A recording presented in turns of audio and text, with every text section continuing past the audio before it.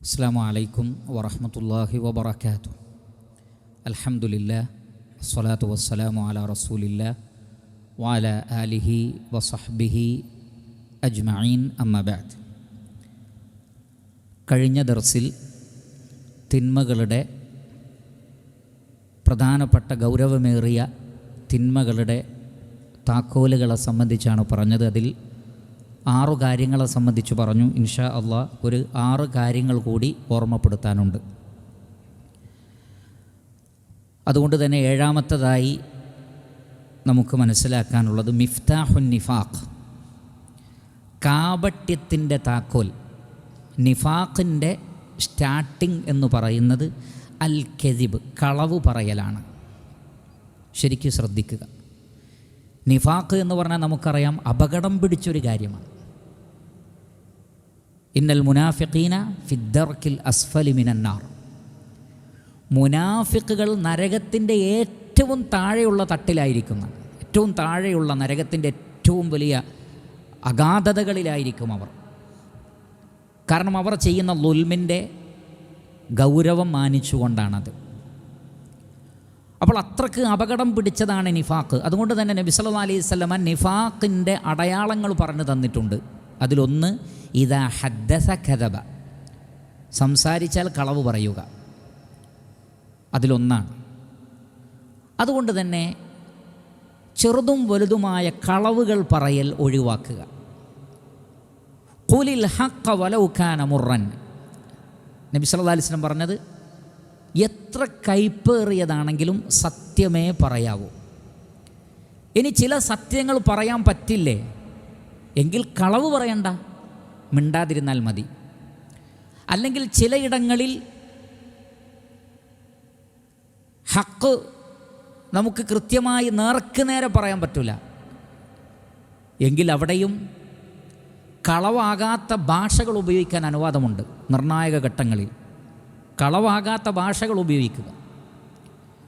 എന്നാൽ ഒരിക്കലും സ്പഷ്ടമായ വ്യക്തമായ കളവുകൾ പറയാതിരിക്കുക. കാരണം ഒരാൾ കളവ് പറഞ്ഞു തുടങ്ങിയാൽ പിന്നെ അത് പെരുകുമെന്നാണ്. കളവിൻ്റെ ഒരു പ്രത്യേകതയുണ്ട്. ഒരു കളവ് തന്നെ സ്ഥാപിക്കാൻ ചിലപ്പോൾ അതിൻ്റെ 100 ശാഖകൾ പറയേണ്ടി വരും. ഒരു വിത്ത്, കളവിൻ്റെ ഒരു വിത്ത് കളവിൻ്റെ മരമായി മാറും, കളവിൻ്റെ ശാഖകളായി മാറും. അതിലെ ഇലകളും പൂക്കളും കായ്കളുമൊക്കെ പിന്നീട് കളവായി മാറും. അതുകൊണ്ട് ആ വിത്ത് തന്നെ ഇല്ലാതിരുന്നാൽ, സത്യം മാത്രം ആണ് പറയുന്നതെങ്കിൽ അതിൽ ഖൈറുണ്ടാകും. അതുകൊണ്ട് നിഫാഖിൻ്റെ, കാപട്യത്തിൻ്റെ താക്കോൽ കളവ് പറയലാണ്. ഒരിക്കലും കളവ് പറയാതിരിക്കുക. നബി സല്ലല്ലാഹു അലൈഹി വസല്ലമ പറഞ്ഞത് അന സഈമുൻ ബിബൈത്തിൻ ഫീ വസത്തിൽ ജന്ന ലിമൻ തറക്കൽ കദിബ വ ഇൻ കാന മാസിഹ. നോക്കൂ, സ്വർഗത്തിൻ്റെ മധ്യഭാഗത്ത് ഒരു വീട് ഞാൻ ഗ്യാരണ്ടി നൽകാം, തമാശയിൽ പോലും കളവ് പറയുന്നത് ഒഴിവാക്കുന്നവർക്ക്. തമാശ പറയുമ്പോൾ ആളുകൾ കളവ് പറയും, കാരണം അതൊരു തമാശയല്ലേ. പക്ഷെ തമാശയിൽ പോലും കളവ് ഒഴിവാക്കിയാൽ അത് ശ്രമകരമായൊരു കാര്യമാണ്. പക്ഷെ അവർക്ക് സ്വർഗത്തിൽ ഒരു വീട് ഗ്യാരണ്ടി, സ്വർഗത്തിൻ്റെ മധ്യഭാഗത്ത് എന്ന് പറഞ്ഞാൽ തമാശയിൽ പറഞ്ഞു തുടങ്ങുന്ന കളവ് പിന്നെ കാര്യത്തിലും പറയുന്നതിൽ അയാൾക്ക് വിഷമമുണ്ടാവില്ല.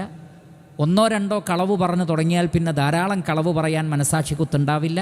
പിന്നീടത് വ്യക്തമായ നിഫാഖിലേക്ക് മനുഷ്യനെ കൊണ്ടുപോകും. ഈ കാര്യം നമ്മൾ ശ്രദ്ധിക്കുക. അതേപോലെ തന്നെ മിഫ്താഹു ഖതീഅത്തിർ റഹിം, കുടുംബബന്ധം മുറിക്കുന്നതിൻ്റെ താക്കോൽ. അതിലൊരുപാട് കാര്യങ്ങളുണ്ട്. അതിൽ വളരെ പ്രധാനപ്പെട്ട ഒന്നാണ് അശ്ശുഹു വൽ ഹിർസു. ഉലമാക്കൾ പറയുന്നത് പിശുക്കും ആർത്തിയും മനുഷ്യനെ കുടുംബബന്ധം മുറിക്കുന്നവനാക്കി തീർക്കുന്നു. സമ്പത്ത് ചെലവഴിക്കാനുള്ള പേടി, കുടുംബത്തെ നോക്കിയാൽ അവരുടെ ആവശ്യങ്ങൾ അന്വേഷിച്ചാൽ അവരെ സഹായിക്കേണ്ടി വരുമോ എന്ന് പേടിച്ചിട്ട്, അതെൻ്റെ സ്വത്തിൽ സമ്പത്തിൽ കുറവ് വരുത്തുമോ എന്ന് പേടിച്ചിട്ട് ആരുമായും ഒന്നും ചോദിക്കുന്നില്ല. എന്താണ് അവസ്ഥ, എന്തെങ്കിലും ബുദ്ധിമുട്ടുണ്ടോ എന്ന് ചോദിച്ചാൽ ഉണ്ട് എന്ന് പറഞ്ഞാൽ കുടുങ്ങിയില്ലേ. അപ്പോൾ അതുപോലും ചോദിക്കാൻ അവർ തയ്യാറാവുന്നില്ല. ഇങ്ങനെ പിശുക്കും ആർത്തിയും കുടുംബബന്ധം മുറിക്കുന്നതിന് കാരണമായിത്തീരുന്നു. അതുകൊണ്ടാണ് നബി സല്ലല്ലാഹു അലൈഹി വസല്ലമ പറഞ്ഞത്. സ്വഹീഹായ ഹദീസിൽ നമുക്ക് കാണാം, മൻ സറഹു അൻ യുബ്സത ലഹു ഫി റിസ്ഖി വയുൻസ ലഹു ഫി അസരി ഫലിയസിലു റഹിമഹു.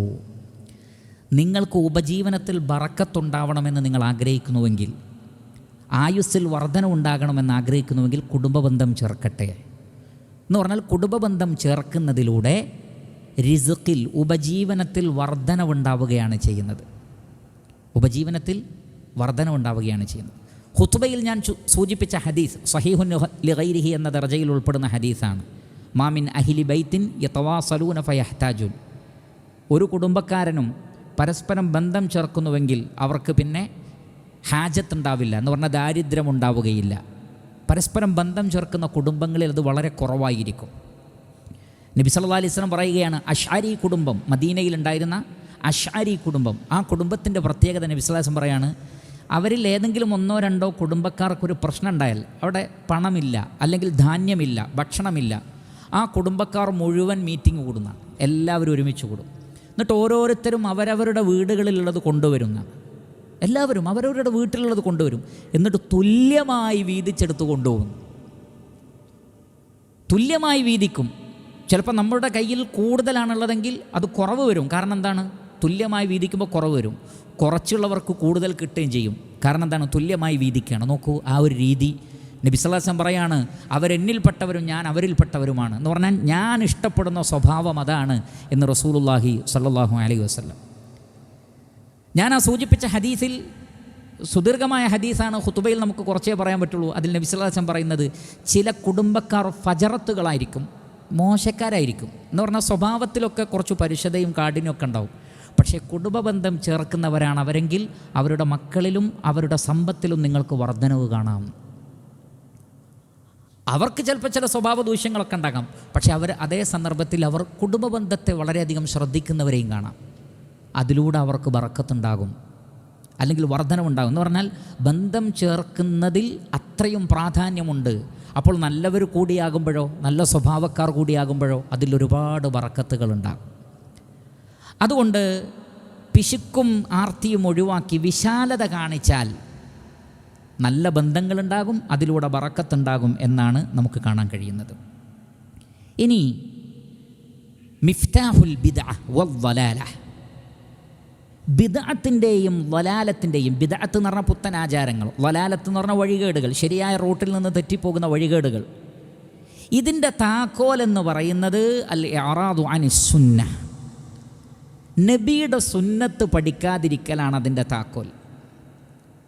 സുന്നത്ത് നിങ്ങൾ പഠിക്കുന്നില്ലേ, നിങ്ങൾ ബിദ്അത്തിലേക്ക് പോകും, വലാലത്തിലേക്ക് പോകും.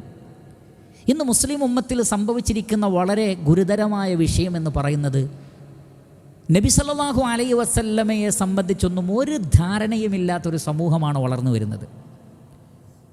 പേരിൽ മുഹമ്മദ് ഉണ്ടായിട്ടും മുഹമ്മദ് നബി സല്ലല്ലാഹു അലൈഹി വസല്ലം ആരാണെന്നറിയാത്തവർ, ഖുർആനിനെയും സുന്നത്തിനെയും ആണ് ഒരു മുസ്ലിം അവലംബിക്കേണ്ടത് എന്ന ഓർമ്മ പോലും മുസ്ലിം മഹാഭൂരിപക്ഷത്തിനില്ല. ഒരാൾക്കൂട്ടം മാത്രമായി മുസ്ലിമീങ്ങൾ മാറിയിരിക്കുന്നു. ഒരാൾക്കൂട്ടം, ഒരു ജംഅ്, അത്രേ ഉള്ളൂ. രാഷ്ട്രീയ പാർട്ടികളിൽ ആളുകൾ കൂടിയതുപോലെ ഒരു കൂട്ടം, അറബി പേരുള്ളവരുടെ ഒരു കൂട്ടം എന്ന് വേണമെങ്കിൽ പറയാം. മുസ്ലിം കുടുംബത്തിൽ ജനിച്ചവരുടെ ഒരു കൂട്ടം. അതിനപ്പുറത്ത് നമുക്കൊരു വേദഗ്രന്ഥമുണ്ട്, അത് ഖുർആനാണ്. നമുക്കൊരു പ്രവാചകനുണ്ട്, അത് മുഹമ്മദ് നബി സല്ലല്ലാഹു അലൈഹി വസല്ലമയാണ്. നമുക്കൊരു മൻഹജുണ്ട്, അത് സ്വഹാബത്തിൻ്റെ മൻഹജാണ്. അങ്ങനെ ഖുർആനും സുന്നത്തും സ്വഹാബത്തിൻ്റെ മൻഹജ് പ്രകാരം മനസ്സിലാക്കിയാണ് ജീവിതത്തിൻ്റെ നിഖില മേഖലകളിൽ നിലപാടുകൾ സ്വീകരിക്കേണ്ടത് എന്ന അറിവ് മുസ്ലിം സൊസൈറ്റിയിൽ നിന്ന് എടുക്കപ്പെട്ടു പോയിരിക്കുന്നു. വികാരജീവികൾ മാത്രമാണ്, വൈകാരികമായി മാത്രം പ്രതികരിക്കുന്ന വികാരജീവികളായി മാറിയിരിക്കുന്നു. എപ്പോൾ സുന്നത്തിനെ ഒഴിവാക്കുന്നുവോ അപ്പോൾ അവർ ബിദ്അത്തിൻ്റെ വലാലത്തിൻ്റെ വഴികളിലേക്ക് പ്രവേശിക്കുന്നതാണ്. അതുകൊണ്ട് ബിദ്അത്തില്ലാതിരിക്കാൻ സുന്നത്തിനെ മുറുകെ പിടിക്കുക. ഉലമാക്കൾ പറഞ്ഞത്, ഏതൊരാൾ ഒരു ബിദ്അത്ത് കൊണ്ടുവരുന്നുവോ സുന്നത്തിൽ നിന്ന് ഒന്നിനെ നഷ്ടപ്പെടുത്താതെ ആ ബിദ്അത്തിന് അവിടെ സ്ഥാനം ഉണ്ടാവില്ല. കാരണം ഇസ്ലാം പൂർണ്ണമാണ്. അൽയൗമ അക്മൽതു ലക്കും ദീനക്കും വഅത്മംതു അലൈക്കും നിഅമതി വറദീതു ലക്കുമുൽ ഇസ്ലാമ ദീന. ഇസ്ലാമിനെ ദീനായി അള്ളാഹു നിങ്ങൾക്ക് പൂർത്തീകരിച്ചു തന്നു. അപ്പോൾ പൂർത്തിയായ ഒന്നിലേക്ക് പുറത്തു നിന്നൊന്ന് വന്നാൽ അതിൻ്റെ ഉള്ളിലുള്ള ഒന്ന് ഒഴിഞ്ഞു കൊടുത്താലേ ആ സ്ഥാനം അവിടെ ഉണ്ടാവുള്ളൂ. അപ്പോൾ ബിദ്അത്തുകൾ വരുന്നതോടെ സുന്നത്തുകളൊക്കെ കളം വിടും. അങ്ങനെ സൊസൈറ്റിയിൽ സുന്നത്തുകളൊന്നും കാണൂല, ബിദ്അത്തുകൾ മാത്രം. അതുകൊണ്ട് സുന്നത്തിനെ മുറുകെ പിടിക്കുക.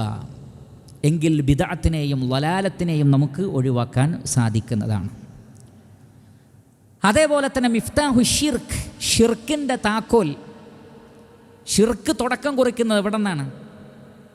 ഉലമാക്കൾ പറഞ്ഞു അൽ ഇഅറാദു അൻ തഅല്ലുമി തൗഹീദ്, തൗഹീദ് പഠിക്കുന്നതിനെ പരിഗണിക്കാത്തവരിൽ ഷിർക്ക് കടന്നു വരും. നൂഹ് അലൈഹി സ്വലാത്തു വസ്സലാമയുടെ കാലഘട്ടത്തിലാണ് വിഗ്രഹാരാധന തുടങ്ങുന്നത്. ഖബറാരാധന ആദ്യം തുടങ്ങി, ഖബറാരാധന പിന്നെ വിഗ്രഹാരാധനയിലേക്ക് മാറി. ആ ഹദീസിൽ ഇബ്നു അബ്ബാസ് റളിയല്ലാഹു അൻഹു പറയുന്നത് ഫലമ്മ നുസ്സിയൽ ഇൽമു എന്നാണ്. ഇൽമു മറക്കപ്പെട്ടപ്പോഴാണ് ഷിർക്ക് ആരംഭിച്ചത്. തൗഹീദ് എന്താണ് എന്നറിയാത്തൊരു സൊസൈറ്റി മുസ്ലിം ഉമ്മത്തിൽ വന്നു, അപ്പോൾ ഷിർക്കുണ്ടായി. അതുകൊണ്ടാണ് മനുഷ്യരെ ചൂണ്ടിക്കാണിച്ചിട്ട് അള്ളാഹുവാണെന്ന് പറയുന്ന സമൂഹം. മഴ പെയ്യിപ്പിക്കുന്നതും സസ്യലതാദികളെ മുളപ്പിക്കുന്നതും എന്തിനേറെ ഈ പ്രപഞ്ചത്തെ തന്നെ ഭരിക്കുന്നത് മുഹിദ്ദീൻ ഷെയ്ഖാണ് അല്ലെങ്കിൽ CM മടവൂരാണ് എന്നൊക്കെ പറയുമ്പോൾ അള്ളാഹു അക്ബർ എന്ന് പറഞ്ഞ് തക്ബീർ മുഴക്കുന്ന ഒരു സമൂഹം. പച്ചയായ മക്കാ മുശ്രിക്കുകൾ പോലും പിറകിൽ നിന്നു പോകുമാറുള്ള ഗൗരവമേറിയ വ്യതിയാനങ്ങൾ എന്തുകൊണ്ടുണ്ടാകുന്നു? തൗഹീദ് പഠിക്കുന്നില്ല. കുഞ്ഞുനാളിലെ എന്താണ് തൗഹീദ് എന്ന് പഠിക്കാത്തൊരു സമൂഹത്തിന് മുമ്പിൽ എന്ത് അവതരിപ്പിച്ചാലും അതവർ ഇസ്ലാമായി സ്വീകരിക്കും. എന്നാൽ തൗഹീദ് പഠിച്ച ഒരാളെടുത്ത് അത് നടക്കില്ല. തൗഹീദ് പഠിച്ച ആളുകളുടെ അടുക്കൽ അത് നടക്കുകയില്ല. ഇത് സ്വഹാബികളിൽ പോലും സംഭവിച്ച കാര്യമാണ്. അതുകൊണ്ടാണ് പുതുതായി ഇസ്ലാമിലേക്ക് കടന്നു വന്ന ആളുകൾ ഹുനൈൻ യുദ്ധത്തിന് വേണ്ടി പോകുന്ന സന്ദർഭത്തിൽ ആരോടാണ് ഏറ്റുമുട്ടാൻ പോകുന്നത്? ലാ ഇലാഹ ഇല്ലല്ലാഹ് എന്ന് അംഗീകരിക്കാത്തൊരു സമൂഹത്തോട്. ആരാണ് പോകുന്നത്? ലാ ഇലാഹ ഇല്ലല്ലാഹ് എന്ന് ചൊല്ലിയൊരു സമൂഹമാണ് പോകുന്നത്. അവരാണ് നബിയോട് പറയുന്നത് ഇജ്അൽ ലനാ ദാത അൻവാത്ത് കമാ ലഹും ദാതു അൻവാത്ത്. അവർക്ക് ബറക്കത്തെടുക്കാൻ ഒരു വൃക്ഷമുള്ളതുപോലെ ഞങ്ങൾക്കും ഒരു വൃക്ഷമുണ്ടാക്കി തരണം. എന്തിനാണ്? ബറക്കത്തെടുക്കാനാണ്. കാരണം അവരും ചെയ്യുന്നുണ്ട്, അപ്പം ഞങ്ങൾക്കും വേണം. അപ്പോൾ അവർക്കുണ്ടെങ്കിൽ നമുക്കും വേണം എന്നൊരു ചിന്തയിലാണ് ആളുകളുള്ളത്. അവിടെ ഉത്സവമുണ്ട് എങ്കിൽ നമുക്കിവിടെ നേർച്ച വേണം. അവിടെ ആനയുണ്ട്, ഇവിടെയും ആന വേണം. അവിടെ ചെണ്ടയുണ്ട്, ഇവിടെയും ചെണ്ട വേണം. അവിടെ വിളക്കുണ്ട്, ഇവിടെയും വിളക്ക് വേണം. അവിടെ മന്ത്രിച്ചൂതിയ ചരടുകൾ കെട്ടുന്നുണ്ട്, ഇവിടെയും കെട്ടണം. അവിടെ വിഗ്രഹങ്ങളുടെ മുമ്പിലാണ് തൊഴുകുന്നത് എങ്കിൽ ഇവിടെ നമുക്ക് ജാറത്തിൻ്റെ മുമ്പിലാവണം. അവർക്ക് വേണം, നമുക്കും വേണം. ഇതാണ് ചിന്തിക്കുന്നത്. നബി സല്ലല്ലാഹു അലൈഹി വസല്ലം പറഞ്ഞത് സുബ്ഹാനല്ലാഹ്, എന്ത് ചോദ്യമാണ് നിങ്ങൾ ഈ ചോദിക്കുന്നത്? ഇത് മൂസ അലൈഹി സ്വലാത്തു വസ്സലാമയോട് ഇലാഹിനെ വേണം എന്ന്, ഒരു പശുക്കുട്ടിയെ അവർക്കുണ്ട് ഞങ്ങൾക്കും ഒരു പശുക്കുട്ടിയെ വേണമെന്ന് പറഞ്ഞതുപോലെയാണ്. മൂസാ നബിയുടെ അനുയായികൾ മറ്റുള്ളവർ പശുവിനെ ആരാധിക്കുന്നത് കണ്ടപ്പോൾ ഞങ്ങൾക്കും വേണം ഒരു പശുവിനെ ആരാധിക്കാൻ എന്ന് പറഞ്ഞതുപോലെയാണ്. എന്നിട്ട് അവരെന്ത് ചെയ്തു? മൂസ അലൈഹി സ്വലാത്തു വസ്സലാം തൗറാത്ത് വാങ്ങാൻ വേണ്ടി പോയ സന്ദർഭത്തിൽ സാമിരി എന്ത് ചെയ്തു? സ്വർണം കൊണ്ടോ ലോഹം കൊണ്ടോ ഒരു പശുവിനുണ്ടാക്കിയിട്ട് അതിനെ ആരാധിക്കാൻ പറഞ്ഞു. നോക്കൂ നിങ്ങൾ, എത്ര പെട്ടെന്നാണ്. തൗഹീദ് പഠിക്കുന്നില്ലെങ്കിൽ ഷിർക്ക് കടന്നു വരും. ചെറുതും വലുതുമായ ഷിർക്കുകളൊക്കെ കടന്നു വരും. സ്വഹാബത്തിന് ആ പുതുതായി ഇസ്ലാമിലേക്ക് വന്നവർക്ക് നബി സല്ലല്ലാഹു അലൈഹി വസല്ലം പറഞ്ഞു കൊടുത്തത് പാടില്ല. ബറക്കത്ത് അള്ളാഹുവിൽ നിന്ന് മാത്രമേ പ്രതീക്ഷിക്കുക, ഒരു വൃക്ഷത്തിൽ നിന്നും പ്രതീക്ഷിക്കാൻ പാടില്ല. മാഷാ അള്ളാഹു വശിത്ത എന്ന് പറഞ്ഞ സഹാബിയോട് ചോദിച്ചത് എന്താണ്? നബി സല്ലല്ലാഹു അലൈഹി വസല്ലം ദേഷ്യം പിടിച്ചിട്ട് നീ എന്നെ അള്ളാഹുവിന് പകരക്കാരനാക്കിയോ, സമനാക്കിയോ? മാഷാ അള്ളാഹു വഹ്ദ, അള്ളാഹു ഉദ്ദേശിച്ചാൽ മാത്രം പറയുക, എന്നെ അതിലേക്ക് ചേർക്കരുത്. അഷ്റഫുൽ ഖൽഖ് മുഹമ്മദ് മുസ്തഫ സല്ലല്ലാഹു അലൈഹി വസല്ലം അൻത സയ്യിദുനാ, നിങ്ങൾ ഞങ്ങളുടെ സയ്യിദാണെന്ന് പറഞ്ഞു. നബി സല്ലല്ലാഹു അലൈഹി വസല്ലം പറഞ്ഞു അസ്സയ്യിദുല്ലാഹ്, സയ്യിദ് അള്ളാഹുവാണ്. അന അബ്ദുല്ലാഹി വ റസൂൽ, ഞാൻ അള്ളാഹുവിൻ്റെ അടിമയാണ്, അള്ളാഹുവിൻ്റെ റസൂലുമാണ്. തിരുത്തി കൊടുത്തു. തൗഹീദ് സമൂഹത്തെ പഠിപ്പിക്കണം. തൗഹീദ് പഠിക്കാൻ സമൂഹവും തയ്യാറാവണം. ഇല്ലെങ്കിൽ ചെറുതും വലുതുമായ എല്ലാ ഷിർക്കിലും അവർ ഉൾപ്പെടുന്നതാണ്. ഇനി മിഫ്താഹുൽ ജഹൽ, അജ്ഞതയുടെ താക്കോൽ എന്താണ്? അജ്ഞതയുടെ താക്കോൽ ഉലമാക്കളിൽ നിന്ന് വിട്ടുനിൽക്കുകയും ജാഹിലീങ്ങളുടെ അടുക്കലേക്ക് പോകലുമാണ്.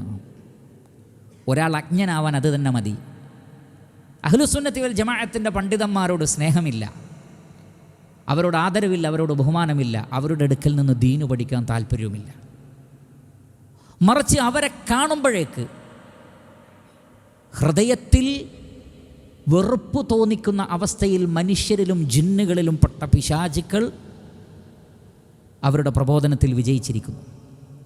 തൊപ്പിയിട്ടവരെ കാണുമ്പോഴേക്ക് അവരുടെ കമൻറ്റുകൾ, തട്ടമിട്ടാലുള്ള കമൻറ്റുകൾ, താടി വച്ചാലുള്ള കമൻറ്റുകൾ